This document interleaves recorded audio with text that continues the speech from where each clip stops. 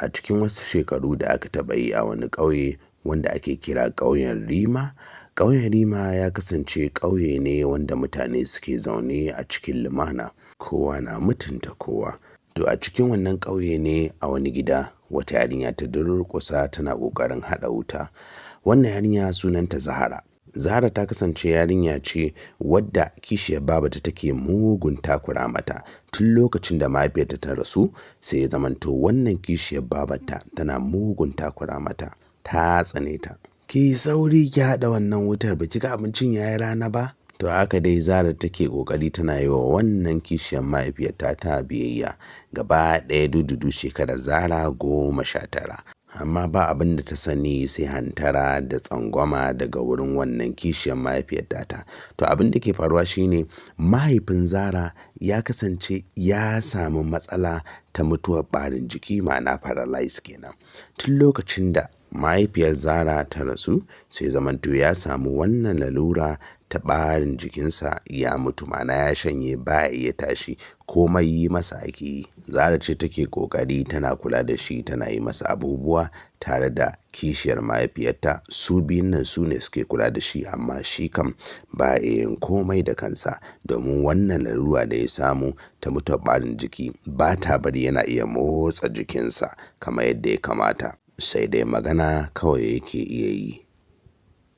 Allah cikin ikonsa wani abin mamaki da ya faru shine kafin ya samu wannan mutuwa ta ɓarin jiki sai ya zamanto cewa ya riga ya gama noma sosai a wannan shekara. Ya samu amfanin gona ya ajiye su a cikin inda suke ajiyewa, ma'ana rumbu kenan na ajiya na kayan gona. Saboda haka yana da abinci sosai wanda zai kai sama har wasu shekaru nan gaba. To a sabili da haka ne iyalansa, ma'ana Zahra da wannan kishiyar mahaifiyarta ta ba sa yunwa, ma'ana ba su da matsala ta abinci. Hasali ma abin da suke yi shine da yake kayan abincin yana da yawa sukan ɗiba su siyar da wani daga ciki sai su bari a yi musu noma na wannan shekarar sai su ƙara tara wannan kayan abincin. Haka suna ƙara yawansa, domin su kama abinci ma dai sai dai su ba wasu, ba dai su yi yunwa ba, don haka ba su da wannan matsala. Sannan ita wannan kishiya ta mahaifiyar Zahra ta kasance tana da kasuwanci sosai, ma'ana dai tana sai da abubuwa kala-kala, sai zamanto cewa babbar 'yar kasuwa ce, tana samun kuɗi sosai. To sai dai ta takura wa Zahra musamman wurin yo itace, tana mugun takura mata. Kullum sai ta ce Zahra ki yo itace, ki yo itace. Kuma itacen nan fa kullum Zahra yo shi take. Hasali ma inda take ajiye itacen ita Zahra sai da ya cika sosai. Amma ita wannan kishiya na mahaifiyarta ta sai ta ringa cewa ta je ta ƙaro wani. Hasali ma tsaban mugunta sai ta ringa ɗiba tana siyar da itacen in ta ga yayi yawa sosai, don kawai Zahra ta ringa wahala tana zuwa tana ɗebo wani. Kawai abin da take fakewa da shi shine sai ta ringa cewa ai gwara a ɗebo da yawa saboda nan gaba in lokacin damina ya yi fa, ko kuma ta ce ai nan gaba itacen in yayi wahala fa kaza. Haka take wa Zahra. Ita dai Zahra kullum haƙuri take. Ƙauyen Rima ya kasance akwai daji kewaye da shi, ma'ana dai kusa suke da wani daji wanda ake kira dajin Gusurgu. Daji ne mai itatuwa sosai da ciyayi. Kusan ma dai wannan ƙauye ya kasance akwai iska sosai a wannan ƙauyen, domin itatuwan nan ne suke bugo iska zuwa wannan ƙauyen. Sai zamanto cewa ko da yaushe zaka ji ƙauyen nan dai da iska, ko lokacin zafi zaka ji ba a zafi sosai a wannan ƙauye na Rima. Haka zalika lokacin sanyi lokaci ne wanda akwai tsanani na sanyi a cikin wannan ƙauye. To a wannan daji Zahra take yo itace. Babu dai wani mummunan abu da aka sani a cikin wannan daji, ko kuma wasu manya-manyan namun daji wanda suke kashe mutane. To sai dai ko babu mummunan abu dangane da daji, bai kamata a ce ana yawan aikan yarinya 'yar ƙarama kamar Zahra ba cikin daji da yamma da safe da kuma dai lokuta wanda yake babu kowa a cikin wannan daji. To bari in baku labarin abin da ya faru. Wata rana ne lokacin da sanyi sosai, lokacin ana sanyi da hazo sosai, sai mahaifiyar wannan Zahra take cewa gaskiya ki je kiyo itace saboda kin ga yanzu muna yawan amfani da itace lokacin sanyi ne muna ɗora ruwan zafi sannan kuma muna ɗumama jikinmu da shi. Zara ma a ranar mugun sanyi take ji ta sa rigar sanyi sai ta ce mama sanyi nake ji sosai tunda na ɗebo itacen nan sosai da sosai to me zai hana da Allah a ɗan min afuwa yau don ina jin sanyi sosai shiga cikin dajin nan. Sai ta ce a'a ke dai ke kika sani ni dai sai kin je kuma yanzu nan ma nake so ki je. Ni dai kawai ki je ki ɗebo mu itace sannan in kin je ki ringa ɗebo masu kyau bana son marasa kyau. Sai Zara ta ce to. Sai Zara ta kama hanya ta fito waje. Zahara ta fito waje tana ta tafiya a cikin wannan yanayi mai hazo sosai lokacin ana sanyi sosai da sosai. Ba abin da ke ranta sai kunci da takaici na wannan kishiyar mahaifiyar ta yi da take azabtar da ita tana ta sa ta aiki da me za ta ji da kula da mahaifinta za ta ji ko da aikin gida za ta ji ko kuma da yo itace na musamman za ta ji. Duka wannan damuwa da tunani yana nunawa a cikin fuskarta yayin da take taka ƙasa tana tafiya a cikin wannan gari na Rima. Tana doso hanya wadda take kai ka cikin daji kai tsaye domin cewa ba su da nisa da daji kusan ma dai lokacin da take tafiya tana hango dajin da za ta shiga. To sannu sai ta shiga a cikin wannan daji da ta shiga cikin wannan daji sai ta je can inda ake samo wa'annan itace domin ita ba da adda take zuwa ba bantana ta dinga saro itace a'a zuwa take tana tsinto wa'annan itace. Ma'ana dai guntattakin itatuwa da karare wanda suke faɗowa daga saman bishiya suna dira a ƙasan wannan daji busassu su take zuwa tana tsintowa tana tattarawa. Idan ta tattara sai ta samu igiya sai ta ɗaure wa'annan itatuwa to wa'annan itatuwa take amfani da su ba wai kamar yadda wasu suke ba ko kuma wasu maza yadda suke zuwa da gatari suna ta saran itatuwa a'a ba irin wannan take yi ba domin cewa ita kanta ba ta da ƙarfin yin irin wannan. Duk da yake irin wannan ai ya fi sauri to amma ita ba ta da irin wannan ƙarfi saboda haka ta dogara ne da kawai irin itacen da ta gani ya faɗo. Don haka ita takan jima tana ɗebo itace domin ta dogara ne da sai ta fara zuwa ta nemo itacen sannan ta tattara sa sannan ta zo ta samu ta ɗaure wannan itace sannan ta taho da shi. Don haka take yi. To shi kenan bacin ta tattara wannan itace ta ɗoro sa aka ta kama wata miƙaƙƙiyar hanya tana tafiya ita kaɗai cikin ƙunci da takaici tana so ta dawo gida don Allah take ta koma gida domin ta lulluɓa mugun sanyi take ji a daidai wannan lokaci. Ga wata baƙar yunwa da take ji ga gajiya tana tafiya kawai kanta ankara sai ta ga wata tsohuwa a kusa da ita. To gaskiya a lokacin jikinta ya ɗayan wani iri dan ba ta taɓa tunanin za ta ga wannan tsohuwa a wannan wurin ba. Wannan tsohuwa tana ke ‘yar yarinya jimana ‘yar yarinya. Zara ta ɗan jiyo ta kalle ta sai ta sauri ta ci gaba da tafiya tana jin tsoro a cikin ranta domin ba ta taɓa ganin mutum tsohuwa irin ta ba. A cikin wannan ƙungurmin daji tana mata magana don haka sai ta sauri tana tafiya tana jin tsoro sai wannan tsohuwa ta biyo ta kuma tsaya kusa da ita tana cewa ki tsaya mana ki saurare ni 'yan mata. To Zara dai tun tana jin tsoro sosai sai ya zamanto hankalinta ya ɗan fara kwanta kaɗan ta ji a ranta cewa duk da bata san wannan tsohuwa ba domin bata taɓa ganin ta ita dai a ƙauyen nan nata ba. Domin ƙauye babu mutane sosai a ciki saboda haka an san juna kusan ma dai mutane sun san kowa a cikin wannan ƙauye don haka bata taɓa ganin fuskar wannan tsohuwa ba. To dai duk da haka sai ta ce sanninki kina lafiya? Sai wannan tsohuwa ta ce lafiya lau 'yan mata. Yanzu ke 'yan mata daga ina haka naga kin yo itace haka cikin wannan sanyi haka. Sannan ina yawan ganin ki kina wucewa kina yo itace ke ce dai ba kya gani na. Kin jima kina shigowa cikin wannan daji tun baki kai haka ba ma. Wani lokaci ina ganin ki tare da ƙawayenki amma mafi yawancin lokuta ke kaɗai nake gani. sai Zara ta kwashe labarin ta gaba ɗaya ta gaya wannan tsohuwa yadda kishiyar babarta take gallaza mata azaba, yadda mahaifiyarta ta rasu, yadda babanta yake da matsala irin na ɓarin ciki haka, yadda dai duk abubuwan da yake faruwa da rayuwarta sai ta gaya wa wannan tsohuwa. Sai wannan tsohuwa ta ce, Allah sarki Zara, zan taimaka miki Zara, ki biyo ni mu je yar bukkata a nan wurin, zan baki shawarwari sosai yadda zaki in kuma taimaka miki. Sai Zara ta ɗan yi tunani kaɗan, to amma dai a daidai wannan lokaci ta yarda da wannan tsohuwa duk da yake ba ta taɓa ganin ta ba. Sai ta ce to mu je. Sai wannan tsohuwa ta shiga gaba, Zara tana binta a baya. Suna ta tafiya suna karya kwanoni inda Zara ma bata taɓa sani akwai ba a cikin wannan daji. Sai suna ta karya kwana suna tafiya har suka isa bakin wannan bukka. Sai wannan tsohuwa ta ce, sauke itacenki mana ki ɗan huta. Can da ta sauke wannan itace sai tsohuwar ta ce, to shigo cikin nan wurin. Sai ta shigo cikin yar bukka nan nata. To a nan sai ta ji wurin yana da ɗumi don ta ɗan kunna wuta domin ta ɗumama jikinta.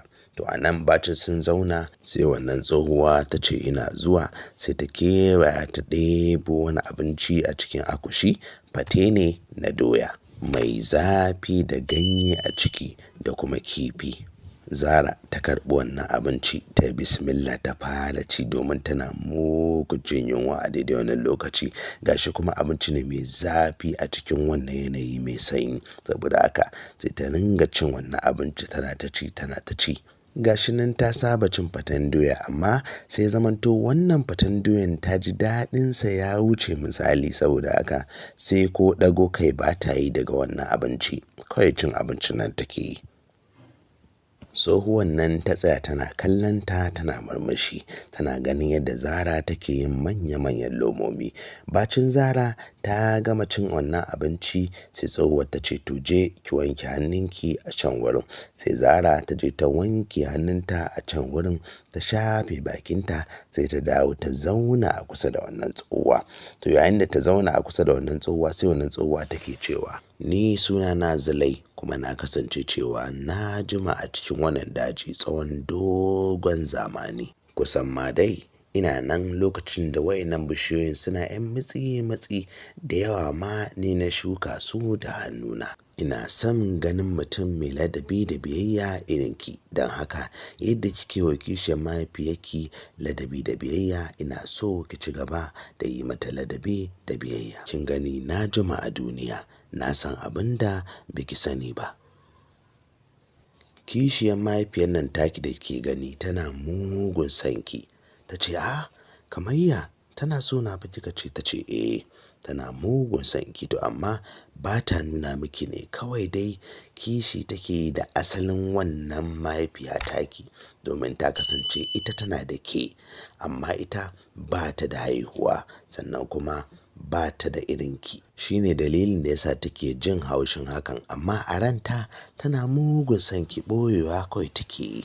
Sai wannan yarinya ta gyara zama ta ce ikon Allah, haka ne? Sai wannan tsohuwa ta ce ƙwarai ko haka ne, ni zan tabbatar miki da haka, domin zan sa ki ji hakan da kunnenki ki kuma tabbatar ke da kanki ba wani ba. Zara ta gyara zama ta ce haka ne baba? Ta ce ƙwarai kuwa, zan nuna miki yadda zaki. Ke dai ki bi umarni na, duk abin da na ce da ke ki yi to shi zaki, ki shiru kuma ki saurare ni.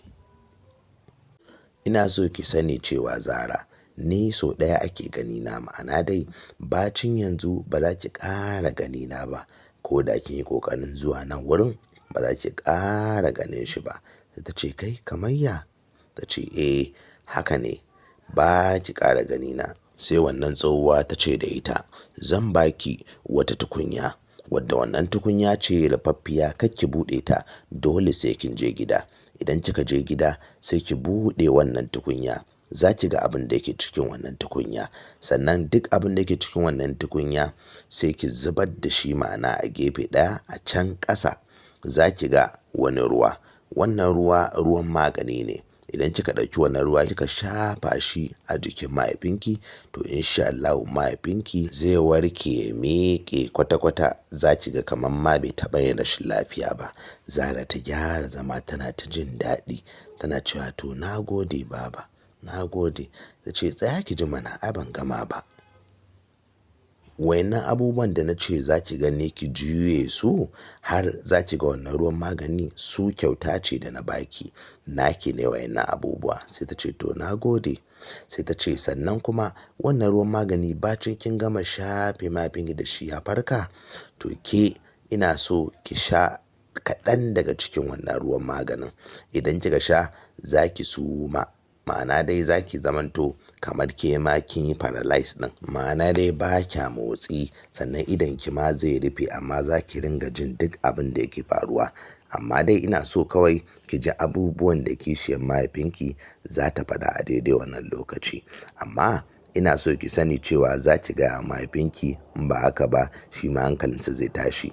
Ki gaya masa abin da yake faruwa kafin ki sha wannan ruwan maganin, in ba haka ba shi ma hankalinsa zai tashi. Za ki ga abin da kishiyar mahaifiyarki za ta ce, za kuma ki ji abin da kishiyar mahaifiyarki za ta yi a daidai wannan lokaci. Saboda haka in dai kika ga abin da ta yi ko kuma kika ji abin da ta yi, to ke da kanki za ki yanke mata hukunci. Sai Zara ta ce to shikenan, ta gode. To haka dai Zara ta ɗan zauna a wurin wannan tsohuwa har tsawon wani lokaci. Tsohuwar nan tana gaya mata abubuwa na hikima da dabara, har wannan tsohuwa ta ce kai ya kamata ki tafi domin yanzu dare ya kusa yi, saboda haka kada ya je ki dare a cikin wannan daji. Sai Zara ta ce to, sai ta ɗauki abubuwan da wannan tsohuwa ta bata, ma'ana wannan yar tukunya, sannan kuma ta ɗauki itacenta ta ɗora a ka, ta ɗauki wannan tukunya ta kama hanya tana tafiya tana tafiya tana tafiya. Wannan tsohuwa ta rako ta. Sai da suka kai wani wuri sai wannan tsohuwa suka yi sallama da wannan yarinya. To ana yarinyan nan ta kama hanya tana tafiya har ta dawo gida. Da ta dawo gida sai wannan yarinya ta ɗauki wannan tukunya ta shiga da shi ɗakin mahaifinta, bayan ta je ta ajiye itace a cikin inda suke ajiye itace. Da ta je wurin mahaifin nata sai ta buɗe wannan tukunya. Tana buɗe wannan tukunya ikon Allah sai ta ga gwalagwalai sosai a ciki, da zinare da waye da kayan tsada dai gaba ɗaya a cikin wannan tukunya. Zara ta cike da mamaki tana ta farin ciki tana mamaki tana cewa kai wayannan kayan tsada haka, tana ta mamaki. To a nan fa sai ta tuna da abin da tsohuwar nan ta gaya mata cewa a ƙarƙashin wayannan kayayyaki akwai wani ruwa. Saboda haka sai Zara ta saka hannu ta ringa ɗiba wayannan gwalagwalai tana ajiyewa a gefe, tana ɗiba tana ajiyewa. Sai da ta kwashe gaba ɗaya wannan gwalagwalai sai ta ga cewa a ƙasa akwai wani ruwa. Da ta ga wannan ruwa sai ta ce to wannan ruwan ne take magana. Sai ta ɗebo wannan ruwa ta ringa shafa a hannunta, ta je kusa da mahaifinta ta ringa shashafe jikinsa da wannan ruwa gaba ɗaya inda ta san baya motsi a cikin jikin mahaifinta. Sai ta shafe shi da wannan ruwan maganin. Nan take sai wannan mahaifi nata jikinsa ya fara motsawa, ya fara motsa gaɓoɓinsa. Nan take ya miƙe ya zauna cikin ƙoshin lafiya. Shi kansa mahaifin yana mamaki, ita ma Zara tana mamaki. A nan take Zara ta kwashe duka labarin abin da ya faru tsakaninta da wannan tsohuwa ta gaya masa. Sai ta mamaki, sannan kuma ta gaya masa cewa za ta sha wannan ruwa. Idan ta sha wannan ruwa za ta kwanta, za ta yi kamar ita ma ba ta da lafiya. Saboda haka kawai kada ya damu, a'a kawai dai idan ta gama jin abin da za ta ji sai ya shafe jikinta da wannan ruwan maganin, za ta dawo yadda take. To a nan take suka kirawo ita wannan kishiyar mahaifiya na Zara, suka gaya mata cewa gashi nan Zara ce ta je ta tsinci gwal da sauransu. Sai ta yi ta murna da ta zo ta tarar mijinta gashi nan ya miƙe ma, tana ta mamaki.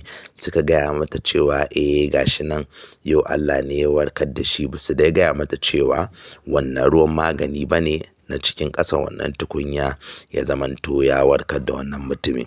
Ita wannan mahaifiya tana ta murna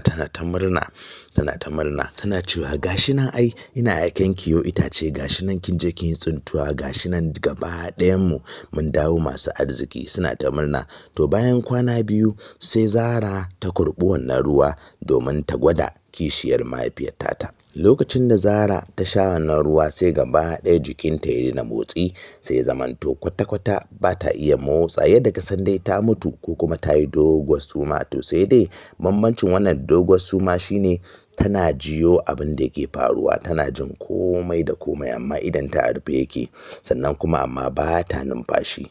Wannan wani irin abu ne na wani magani da wannan tsohuwa ta bata. Ma'ana dai maganin in ka shafa shi a jikinka yana warkar da cuta, sannan amma idan ka sha a jikinka kuma sai ya saka maka wannan cuta. Sai in ka dawo ka ƙara shafa sa ne a jikinka sannan zai warkar da wannan cuta. Lokacin da mahaifiyar ta zo tana ta inna lillahi wa inna ilaihi raji'un, Zara ta dan Allah dan Annabi Zara ki tashi, Zara kai, Zara ta me yake faruwa ne?